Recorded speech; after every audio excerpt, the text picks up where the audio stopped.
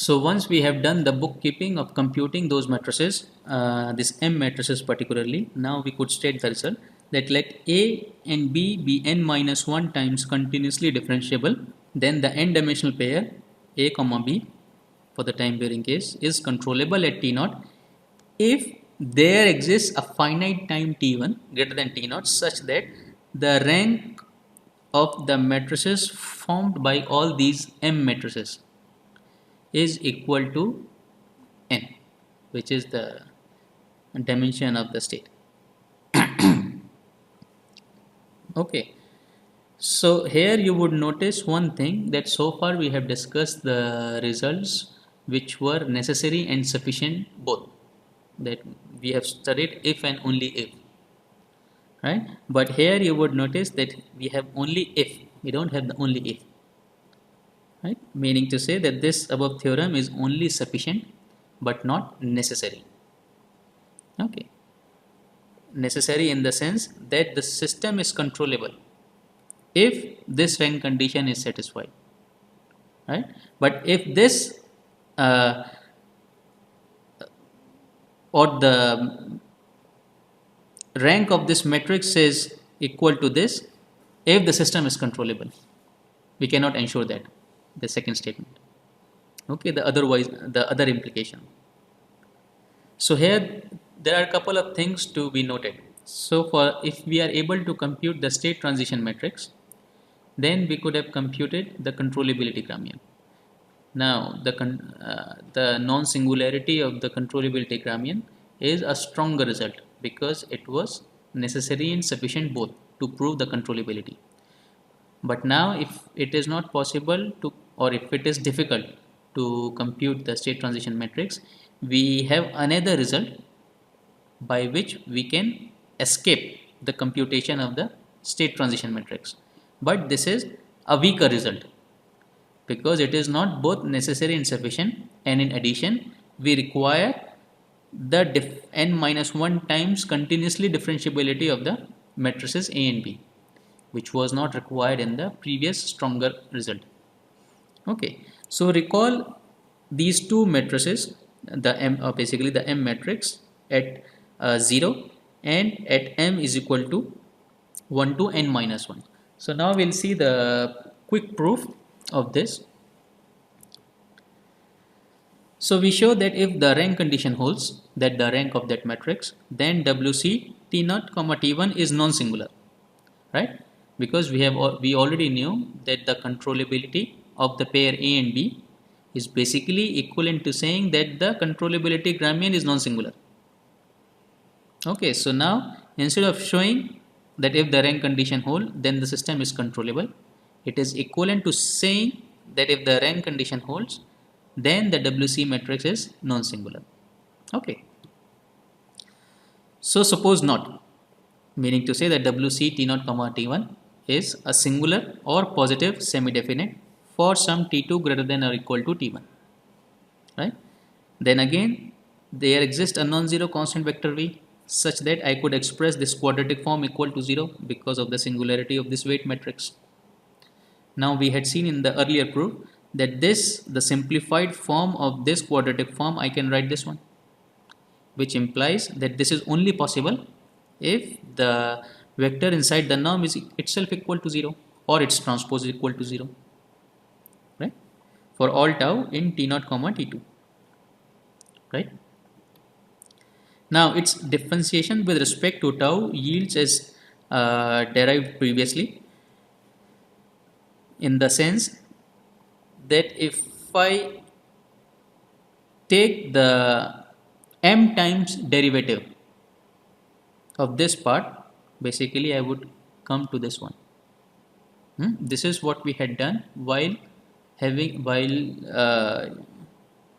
having some bookkeeping of the defining the matrices, M matrices, and also their m times derivative for all m is equal to 0 to this one. Okay.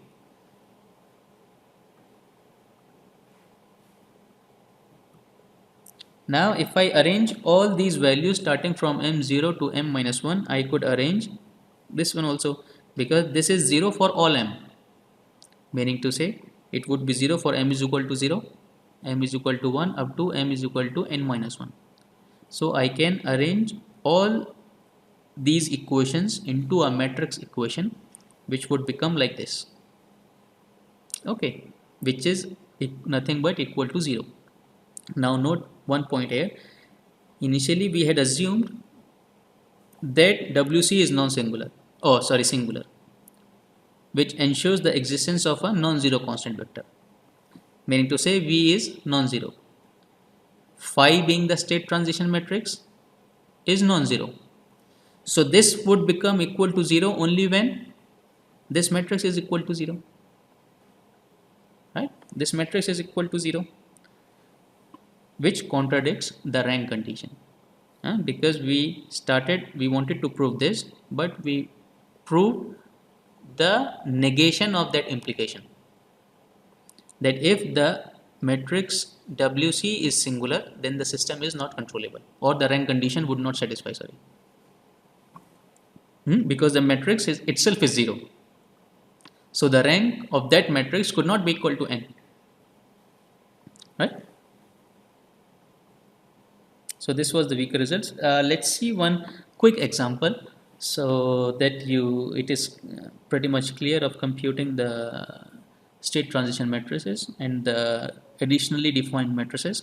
So for example, we are given this A and B matrix where we have specified m naught is equal to basically the B matrix, and looking at the dimension of this matrix, which is 3, we need to compute two matrices, m1 and m2, by using that formula we have introduced. So A of t is already given, m naught we had taken from the B matrix, and then the derivative of this m naught, okay, which would again be 0 matrix, because B is not time varying.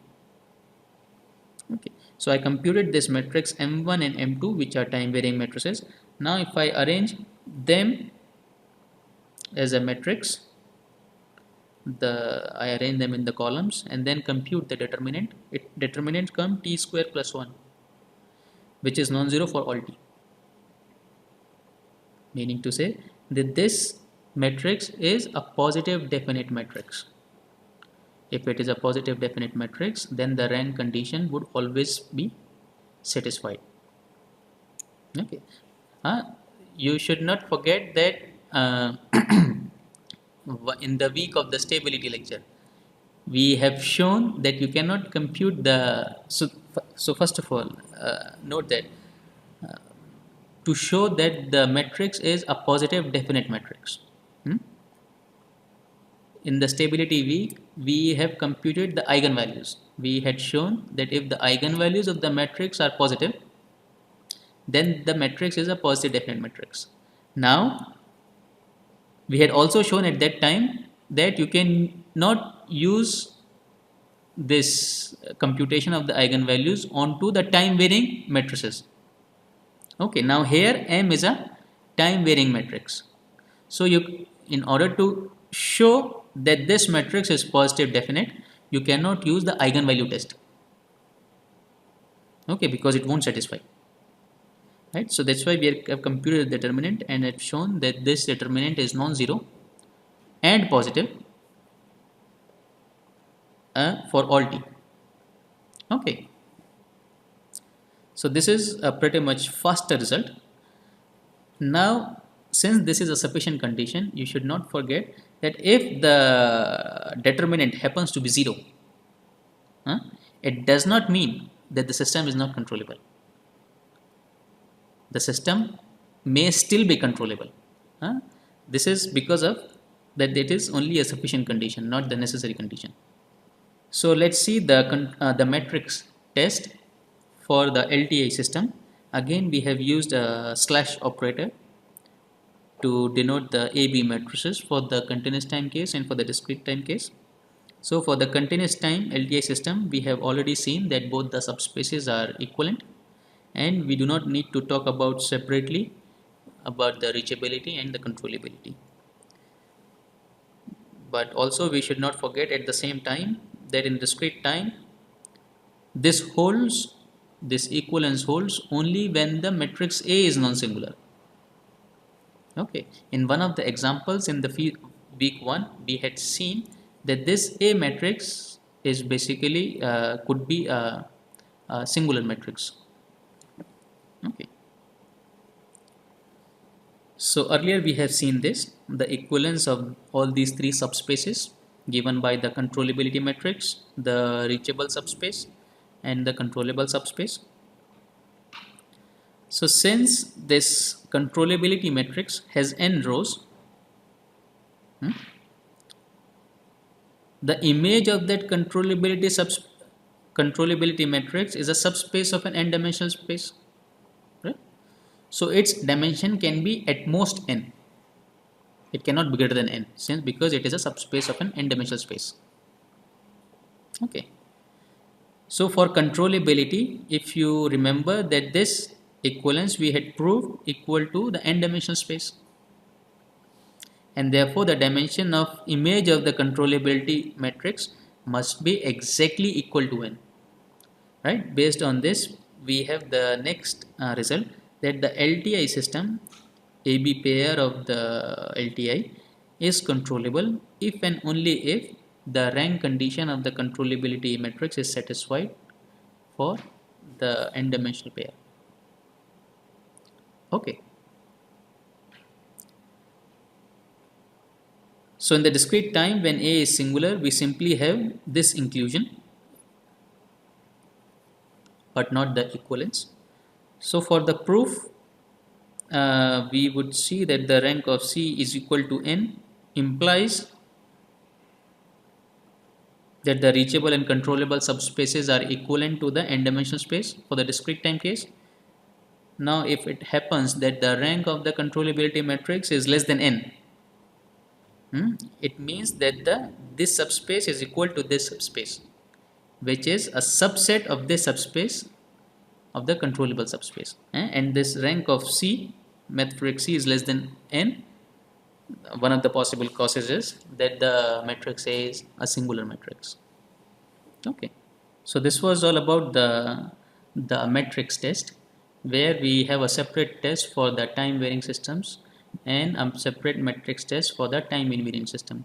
For the time varying system, we had two tests. One is the non-singularity of the controllability Gramian, which was a stronger result. A weaker result we had in terms of the computation of the additional matrices M matrices. And for the LTI, we have the rank condition on the controllability matrix, which should be equal to n. Now the next test is the eigenvector test.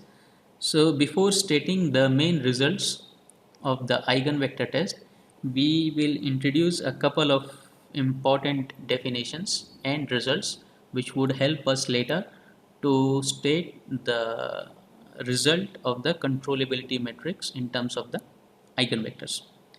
So first definition is the A invariant spaces. So given an n cross n matrix a linear subspace V of the n-dimensional space is said to be A invariant whenever for every vector V belonging to this space V, we have this vector A into V should also be belonging to V. Okay, so you can see this in terms of the transformation also, that if we are given with any vector V belonging to this subspace V, this I can define by another vector W, and W, we have the transformation W is equal to A into V by this transformation matrix A.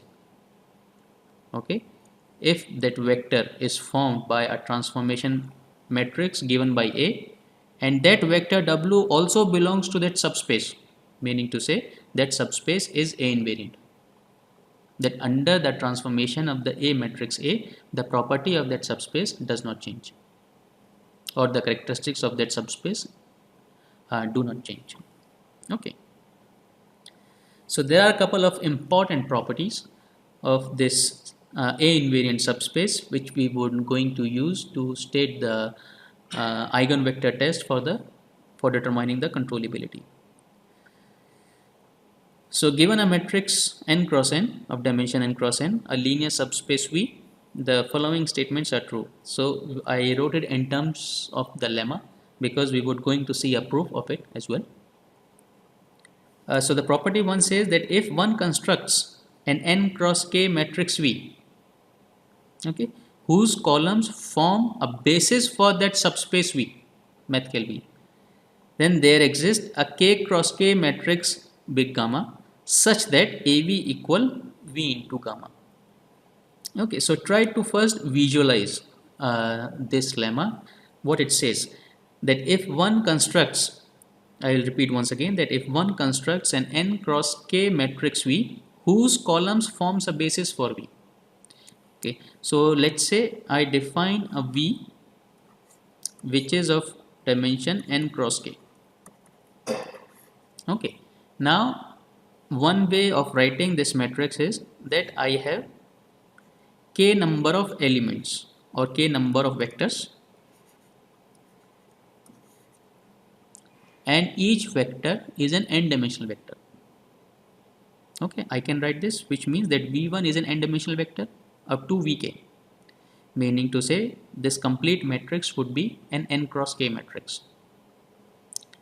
Now this subspace V, which is a subspace or which is a subset of an n dimensional space, this can easily forms a basis, meaning to say that if I have this A matrix, which is an n cross n matrix, okay, now I can write this n cross n matrix as A1, A2 up to An,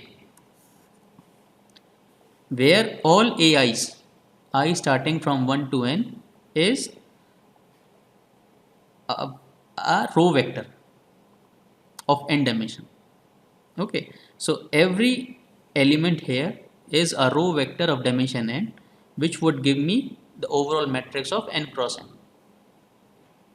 Okay, so this elements of the matrix V forms a basis for V, which is an n dimensional space, right, which I can write with the existence of another k cross k matrix gamma is equal to this. So this A into V, you can imagine this into this. So A into V would be n cross k overall dimension, and for this V into big gamma would also be n cross k, because V is n cross k. Okay, so this, in fact, I just gave you the logical idea behind the proof. So we can see a formal proof. So since the ith column Vi of the matrix V belongs to V and V is invariant, right? If V is invariant, I would have ABI should also belongs to V, coming from the definition that if any element belongs to V, then the space being an A invariant would also satisfy this one. Okay, so this means that I can write AVI, the multiplication of the matrix A into the ith column of the matrix V, as linear combination of columns of V. And linear combination meaning to say that there exists a column vector gamma I such that AVI could be written equal to V into gamma I. Okay, for all I belonging to the set 1 to k. Okay, now if I just put all these equations into the form of a matrix starting from 1 to k, I would have AB1 up to AVk equal to, on the right hand side, starting from V gamma 1 up to V gamma k. So I could take a matrix out of common here, which is equivalent to saying that AV is equal to V into big gamma. Okay, where all gammas are used as columns for big gamma. Okay, so this is the first property. The second property says that subspace, which is an A invariant subspace, contains at least one eigenvector of A. Okay, so let's see the proof of it. So suppose let V bar is an eigenvector of the matrix big gamma corresponding to the eigenvalue lambda. Okay, So I can write this, I can write one equation based on the first statement, that big gamma into V bar is equal to lambda V bar. In fact, this equation you've been using to compute the eigenvalues, which you can write gamma minus lambda I V bar equal to 0, which means to say that for this matrix big gamma, there is an eigenvector V bar associated to the eigenvalue lambda such that this equation is satisfied. Okay, so starting from here, I pre-multiply this first equation by V. So I would have V big gamma V bar is equal to V lambda V bar. Right? Since lambda is a scalar, I can commute this with the matrix V. So I can write this lambda V V bar. Okay. Now in the first property, we saw that this part V into big gamma is nothing but equal to A into V, and this V bar. Okay, so this V bar comes from here and this comes from the upper part. Now let's define this V bar by another vector V. Similarly here, so I could write this equation as AV equal lambda V, which I can write as A minus lambda I V equals 0. So starting from this one, that V bar is an eigenvector of the big matrix gamma corresponding to the eigenvalue A. Now corresponding to the eigenvalue lambda, we found another vector V for the matrix A. Okay, meaning to say that V, the subspace V, contains at least one eigenvector of A. It might contain more than one eigenvector also. Okay, so this is the proof of the part 2 and both these properties. So this is the sketch of the definition and the properties. That first of all we have defined the A invariant subspaces, and then we have defined the property 1 of the definition, and the property 2 was defined based on the results we had obtained in the property 1. Now we would going to use this definition and these properties to give the eigenvector test. Okay.